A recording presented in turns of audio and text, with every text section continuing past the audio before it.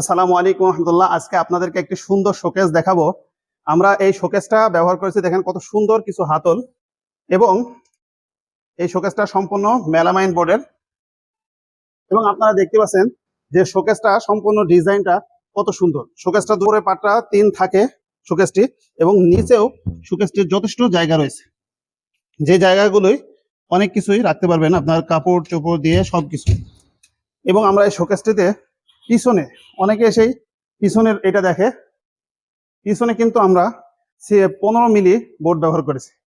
অনেকে 6 মিলি বোর্ড ব্যবহার করে, কিন্তু আমরা 15 মিলি ব্যবহার করেছি, যাদের শোকেসটা আপনাদেরকে ভালো একটা শোকেস দিতে পারি।